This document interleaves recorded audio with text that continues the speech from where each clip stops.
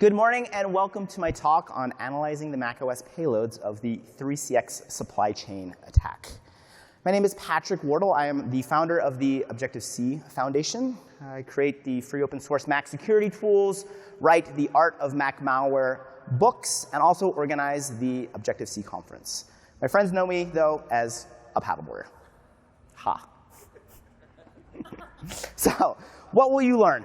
So today's talk, yes, is really focused on the Mac components of the 3CX supply chain attack. So we're going to learn deeply about all of those.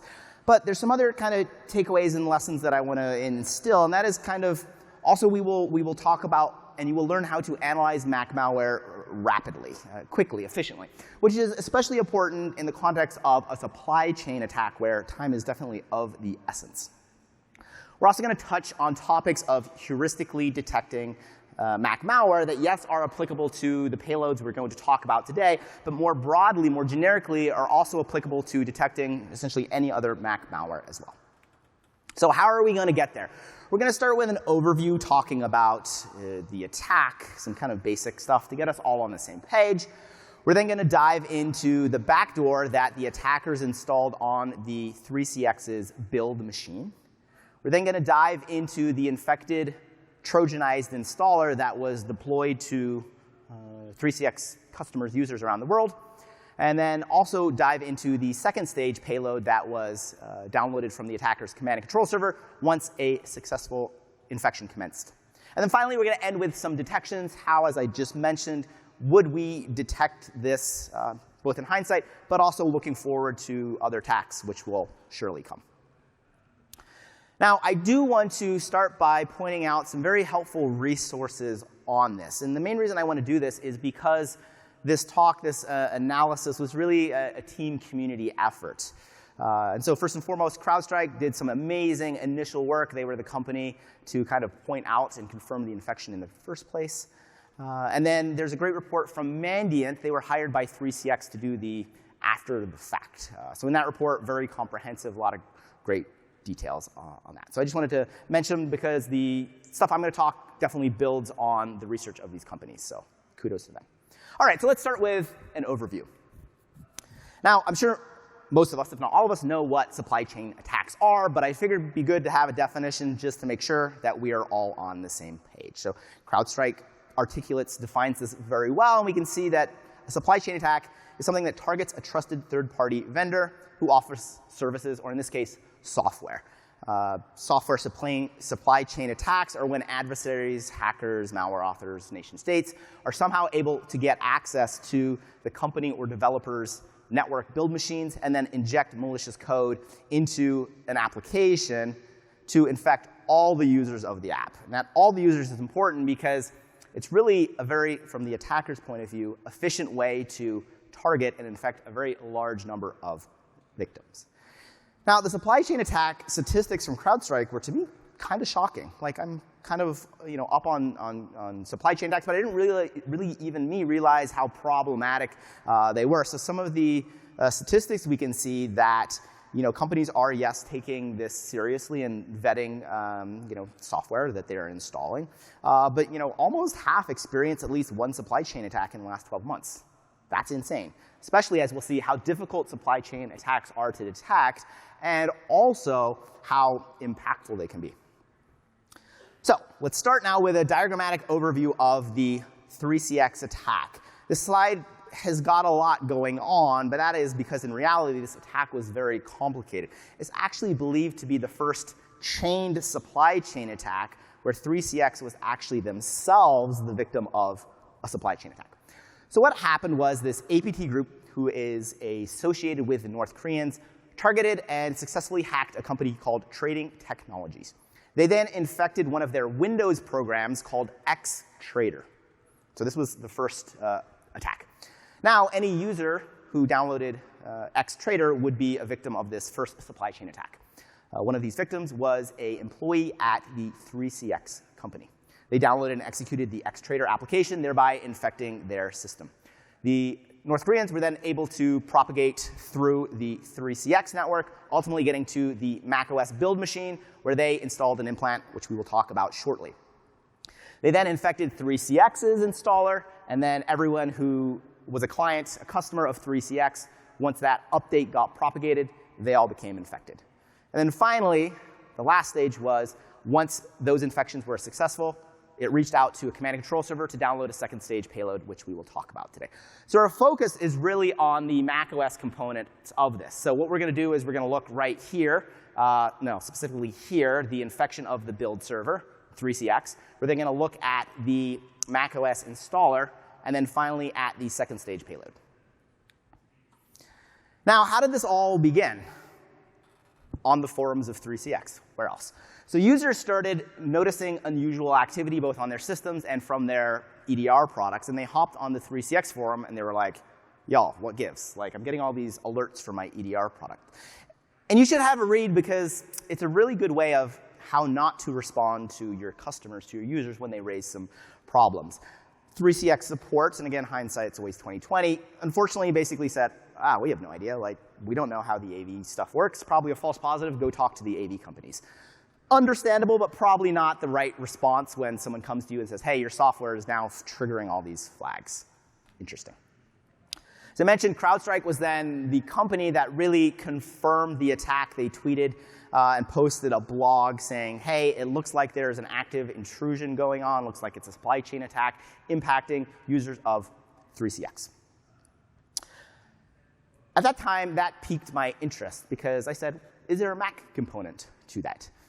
And CrowdStrike had a sentence in their blog post that basically said, we have seen malicious activity on macOS, but really provided not much more information about that. Other EDR companies were kind of in the dark as well, even ones whose products were being mentioned on the forums for identifying suspicious activity, basically saying we can't confirm if the macOS installer is Trojanized.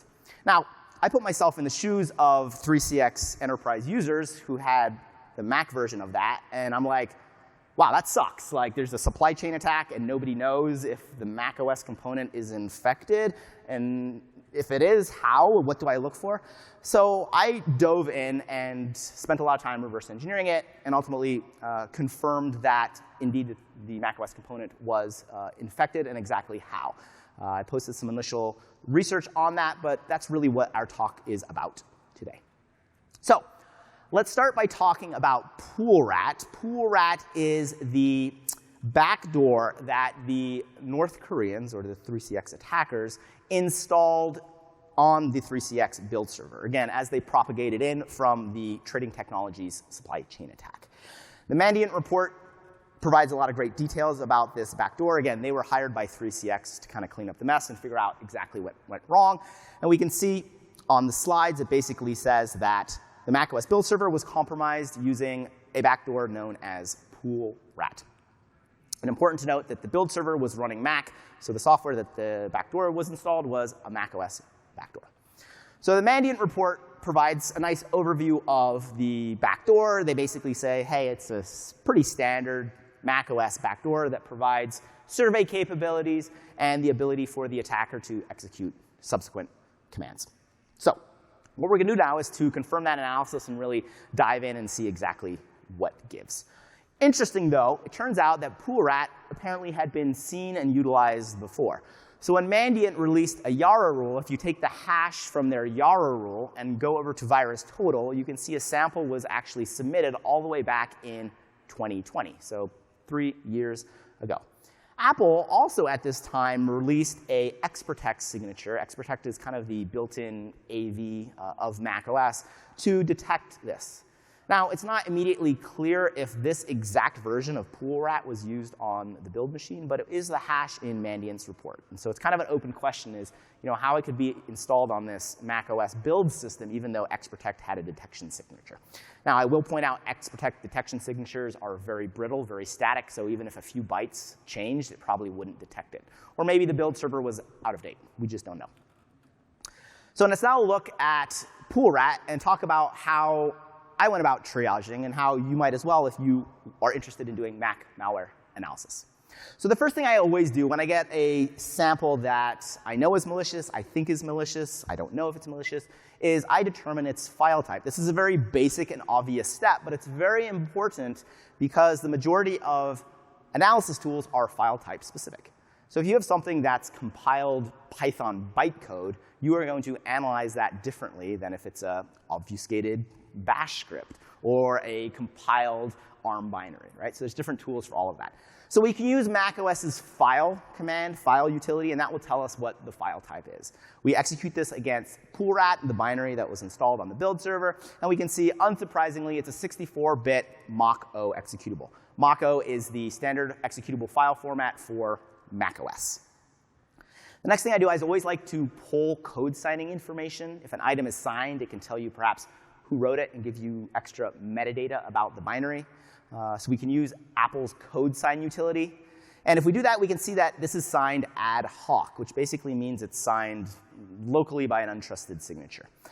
This is interesting. It doesn't give us a lot of information about who created it because ad hoc signatures aren't really verifiable. But it is kind of a red flag and perhaps a detection heuristic, right? You shouldn't have a lot of like ad hoc signed software running on your Mac, or really any. The next thing I do is I look for any embedded strings. And as I've pointed out on the slide, though, embedded strings can be super useful. They can provide a lot of information, but you should always further validate that. You shouldn't jump to conclusions just by embedded strings. But what embedded strings can do is very quickly give you the likely capabilities of a sample and also guide your continued analysis efforts. So we can use the strings command. It's built into macOS. Execute it with the dash flag. This tells it to scan the entire file. I don't know why strings doesn't do that by default, but it doesn't. So if we do that, we can see some very interesting embedded strings in the poolrat binary, things that look like paths to config files, perhaps an address of a command and control server, and perhaps some what appear to be obfuscated or mangled commands. Speaking of mangled commands, since the malware was written in C++, its function and method names will be mangled by the C++ compiler. So we want to unmangle those to get their actual names. So we can use nm to get the exported functions, and then we can pipe that through C++ FILT filter to demangle that. And when we do that, we can now see the names of the methods embedded in the malware. The malware authors didn't obfuscate these or try to hide them in any way, which is really helpful. Now again, we will want to verify that, but assuming we want to figure out where the malware talks to, the connect function looks like a good place to start, right? So embedded strings, exported symbols, a great way to start your triage and analysis. Now, the next thing I did is I popped it in a disassembler, and I immediately noticed what appeared to be pieces of encrypted strings that were all passed to this function called getTrick. This was called all over the place, and right before it, there was always these embedded, what appeared to be encrypted strings. So I threw the binary into a debugger and put a breakpoint on the getTrick function, and I could see that it was receiving two arguments. On x86, the first argument is going to be an RDI. The second argument is going to be an RSI. So I printed those out in a debugger. In RDI, we can see what appears to be the bytes of an encrypted string, whereas in RSI, we can see what appears to be the length. Now, as I mentioned on the slide, it's a good idea to decrypt any strings before you continue your analysis, because these are the items that the malware author does not want you to see, which means if you uncover them, they're probably super interesting and could really help your analysis efforts. So how do we decrypt the strings?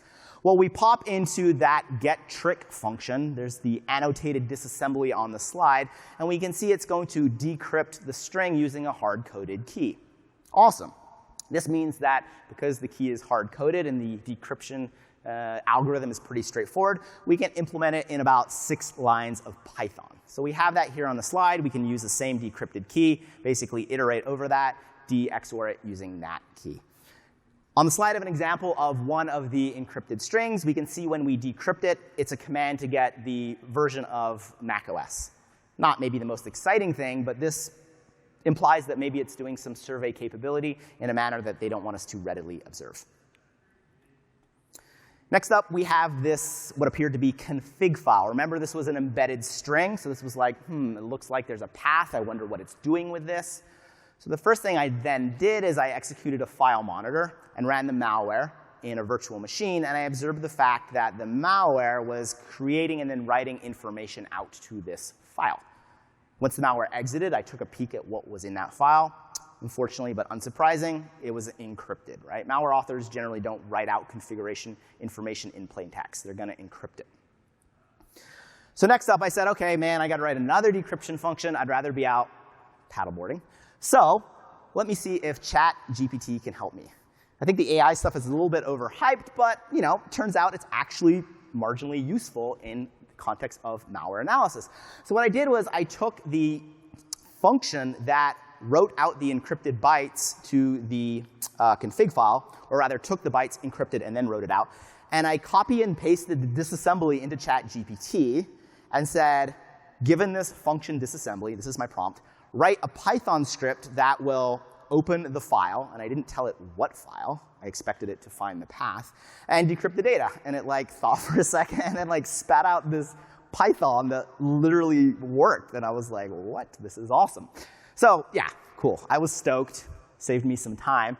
So this is the Python script that ChatGPT wrote that was successfully able to decrypt the config file. Now, I'll point out it wasn't the world's most incredible encryption. It's basically XOR with an embedded key. But ChatGPT was able to pull out the name of the config file, was able to determine it was XOR encryption, find the hard-coded key, and write executable, compilable Python that successfully worked.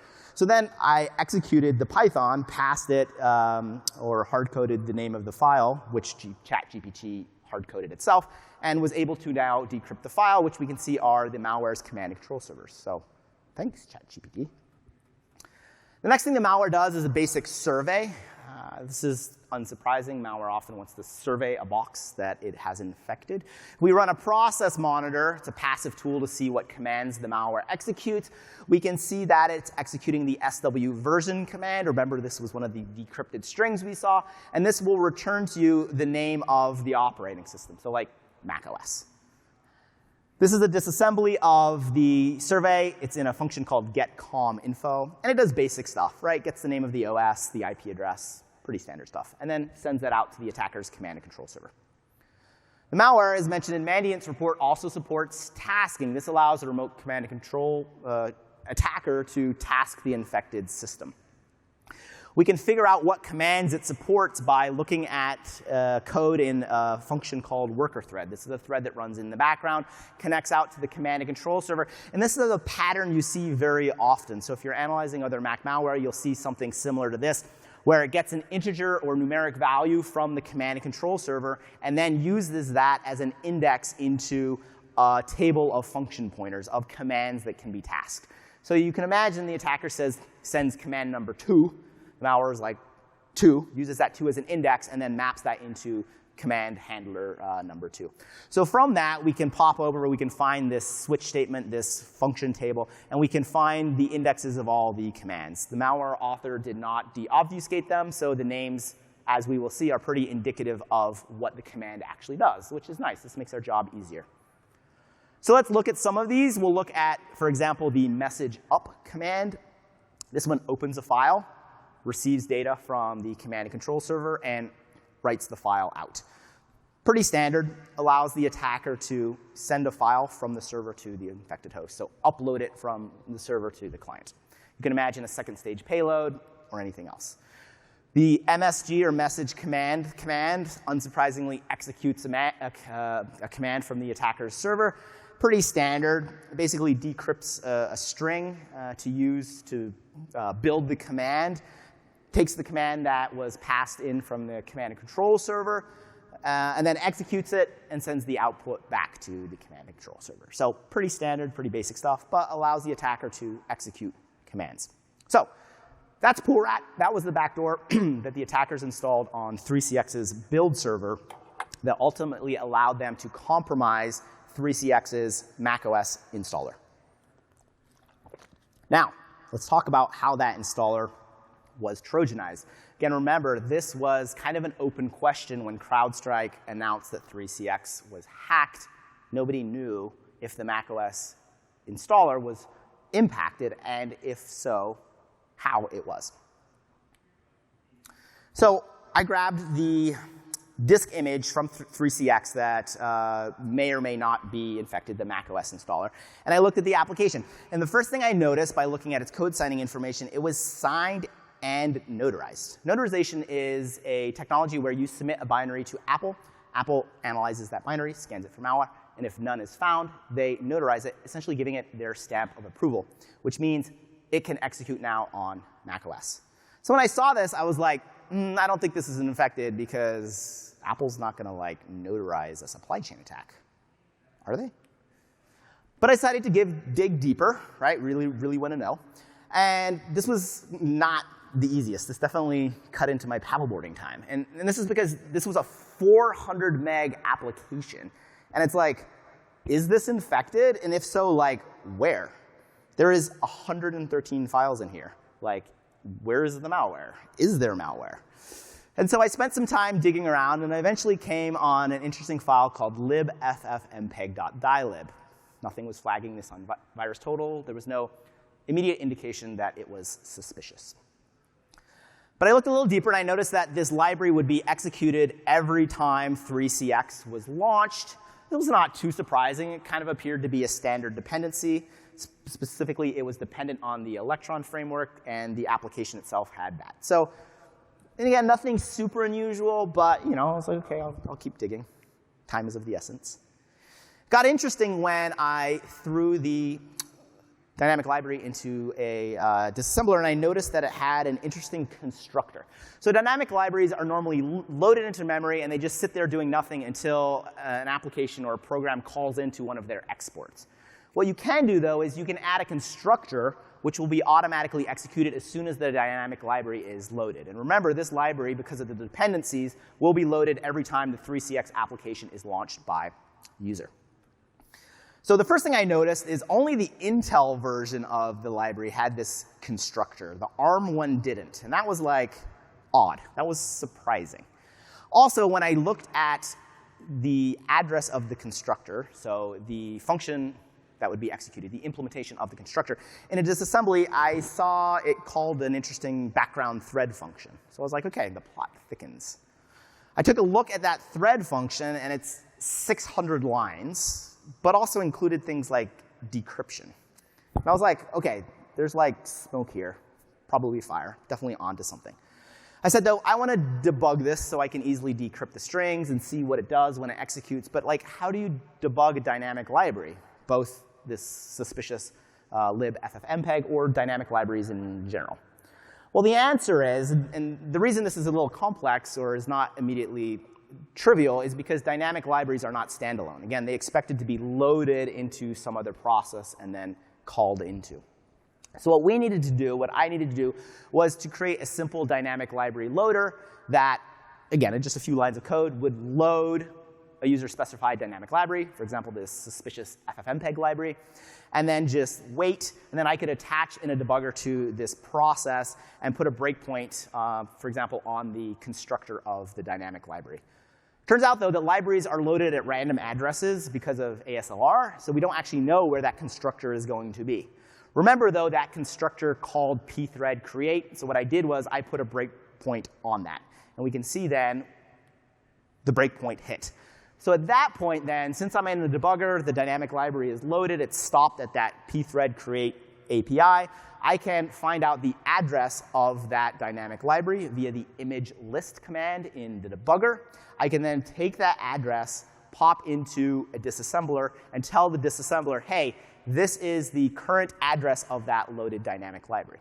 So now we have a mapping in the disassembler to the memory instance of the dynamic library in our debugger, which is super helpful. Everything maps up.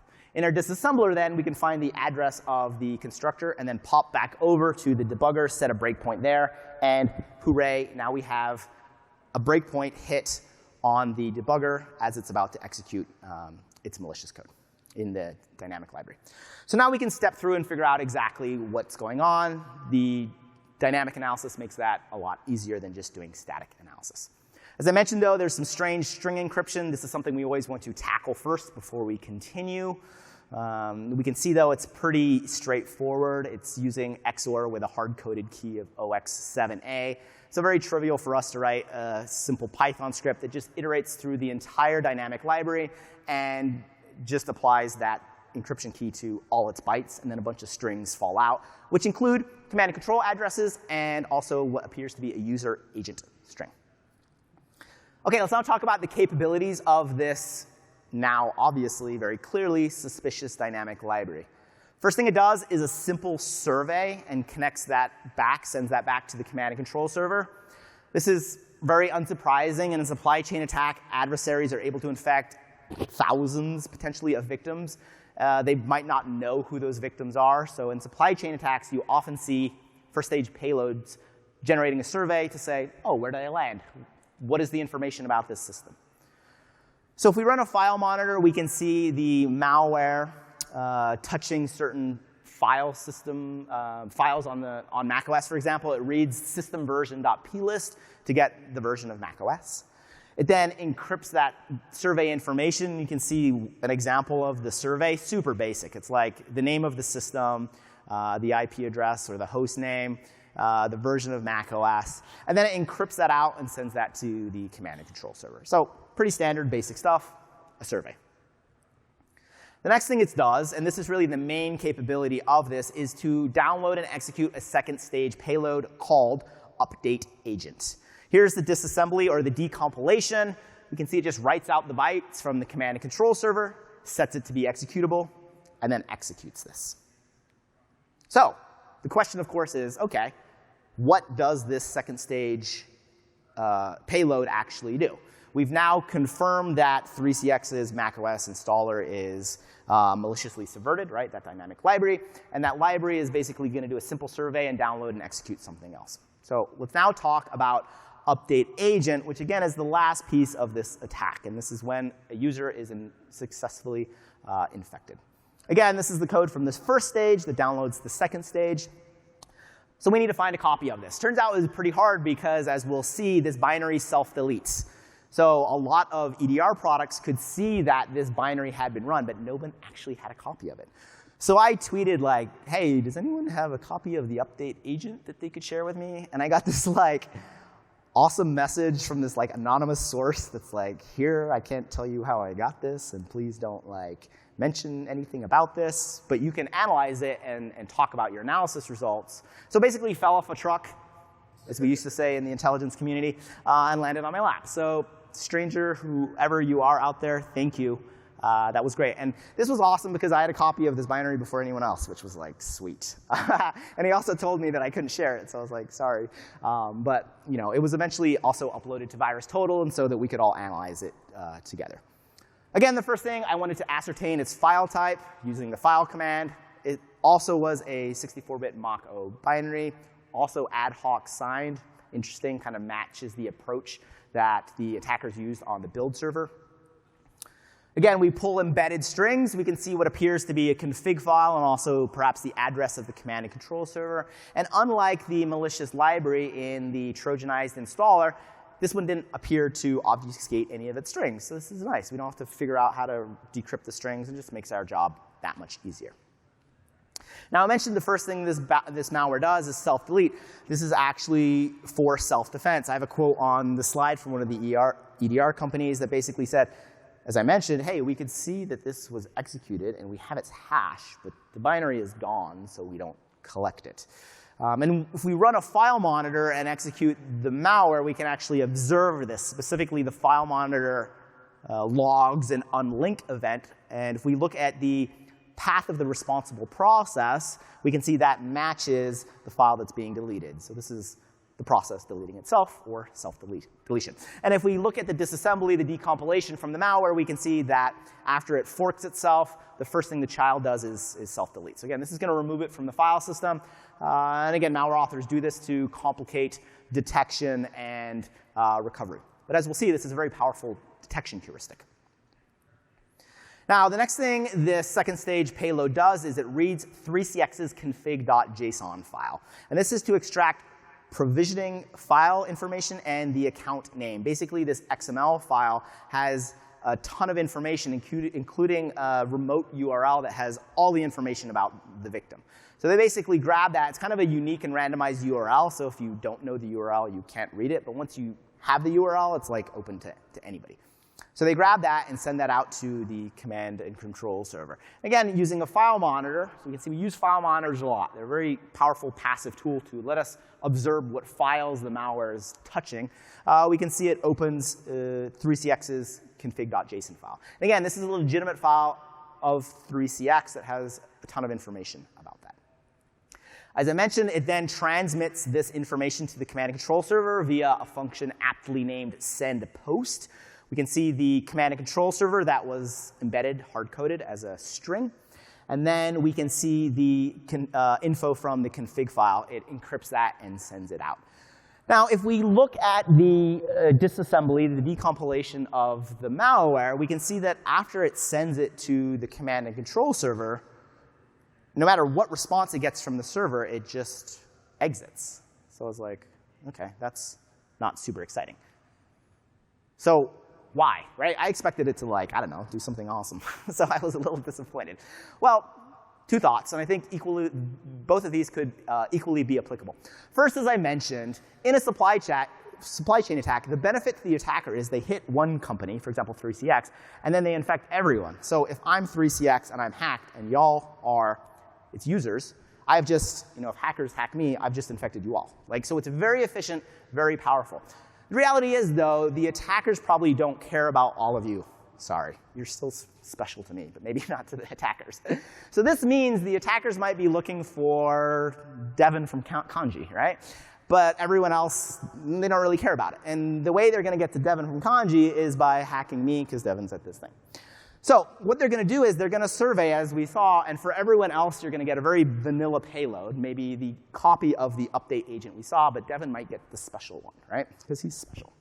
The problem is, as malware analysts, if we don't get the special payload, we don't know what it is. So since it's self-deleting, it's very difficult to recover. So it's likely the instance we recovered was the vanilla one that was kind of given to random users. The other thought could be, and this is also still with the first thought, is that remember that this payload would send tons of information from the config.json file. So the attackers, perhaps the next time 3CX is run, could provide another payload, right? Every time 3CX is run, it reaches out and downloads and executes update agent. The attackers at any point could change it up to something more interesting, a fully featured persistent backdoor, et cetera, et cetera. And this kind of leads into the second stage, or second idea, which was perhaps we detected the attack early enough. And there's some great quotes from Jags, who has studied a lot of supply chain attacks, and he kind of articulates what I've been saying very well is, again, attackers infect a myriad of users. It takes some time to pour through those to say, OK, are these individuals we're interested in? Especially if you think, again, these attackers are the North Koreans. They're either looking for specific individuals or companies. They really often go after a lot of cryptocurrency. And so maybe the average 3CX user is not interesting to them. But that takes time to kind of go through that. And so maybe we detected this attack early enough so that the copy of this second stage payload we got was not the ultimate end goal. So I think these are some reasonable thoughts why that update agent binary doesn't do anything super exciting. Now, I want to talk a little bit about detection, because one of the most problematic things about supply chain attacks is how impactful they are. And as the statistics we saw from CrowdStrike, almost half of organizations are impacted by them. So I want to talk about what doesn't work before talking about what does work, because I think that's equally important. First off, the sad reality is you will not be able to prevent supply chain attacks. And that's simply because, as CrowdStrike says, most of the software you run on your system has hundreds of dependencies. So it's pulling different libraries. At some point, you're downloading software from another system. And there's nothing you can do to secure that system. So it's kind of like, this sucks, but I think this is a mindset to have, because then what we can do is we can talk about what we can do. You might say, OK, well, I'm going to stick to open source software. I'm only going to compile things from source. So even if the binaries are compromised, it doesn't matter. Well, good luck. On macOS, it's actually very difficult to compile open source software. And I know because I write open source software. And this is a tweet I put out a while ago, but this actually is true. So for example, one of my most popular open source products is called Lulu. It's a firewall for macOS. It's fully open source. Good luck compiling and running it, because you need certain entitlements from Apple that Apple has given the Objective-C Foundation, me, that they will not likely give to you unless you beg, sacrifice an animal, something. Very hard to get these entitlements. So while you can look at the source, to actually build it and running it on macOS is incredibly difficult because of, well, let's just say Apple. So that's going to be tough. Also, the North Koreans kind of know this, and they're kind of sneaky. So some of their attacks provide source code, but also pre-built binaries. And the pre-built binaries is where the malware has been surreptitiously added. So I don't think that saying, oh, we're only going to compile stuff from open source to prevent supply chain attacks is a scalable and reasonable solution. Also, you should not count on Apple's security. As I mentioned, they notarized 3CX's payload. This actually really bothered me, because when Apple talked about notarization, I was like, OK, so Apple, you're basically saying we have to get approval from you before we can run anything on macOS? They're like, yeah. And I was like, OK, that seems kind of strict, and I don't like that you're the gatekeeper. But OK, I can see from a security point of view, maybe this is great, because, and I literally thought about this scenario in my head when notarization was announced. OK, if there's a supply chain attack, this will stop it, because yes, the adversaries will be able to get into, say, 3CX servers, but as soon as they Trojanize that installer, they still have to get it notarized, and Apple should detect it at that point. I mean, Apple's this trillion-dollar company and has designed notarization to arguably block this in the first place. Well, unfortunately, Apple didn't and went ahead and notarized that. So again, really can't count on them in this case. Now, another interesting approach is, well, what if we diff software? And there was a great blog post from Reversing Labs saying that, OK, in hindsight, if you diff version 1 of 3CX's application and version 2, simplifying that, but the Trojanized version, there's a lot of kind of strange things that have changed. And we can do that manually, and we can see, for example, in the version that was Trojanized, that this libffmpeg has this new constructor. That's odd. This is interesting, but I don't think, again, it's really going to scale. Again, the 3CX application was over 400 megs, had over 100 files, and the only difference is the insertion of this constructor in one library. That's tough. Also, who's going to do the diffing? Like, are you going to diff every piece of software before you install it? So I think interesting, and maybe something to look into, and maybe something security companies could do. But end users in the enterprise, I don't know. So what does work? Well, a few ideas. We can look for network anomalies, untrusted processes, and unusual behavior. First off, one of the main reasons the 3CX, the attack was detected in the first place was via suspicious network traffic. Normally, the 3CX application should only be talking to 3CX servers, not some random command and control server in North Korea or some other foreign country. So what we can do is, if we're monitoring network traffic, and I created a DNS monitor that is able to do this, another open source product, we can see that it is able to detect that 3CX is talking to an untrusted domain. So network detection, I think, an area where supply chain attacks can be thwarted. And as we can see on the slide, this is, as I mentioned, one of the ways that a user noticed something was amiss. We can also look and block perhaps non-notarized applications. So yes, the installer was notarized, but the binary on the build server was not, and neither was the second stage payload. So I have some code here. I'm not going to walk through it all. There's a great blog post I wrote. But the idea is we can use the endpoint security framework to get a callback anytime a new process is executed. And what we can then do is we can check the characteristics of that process and ask the questions such as, do you belong to macOS? If not, are you notarized? All legitimate third-party software should be notarized. The majority of Mac malware is not. As we saw in this case, one piece was, two others were not. So what we can do then is we can block that binary if it's not notarized to say, OK, hey, this is suspicious. It should be notarized, and take a closer look.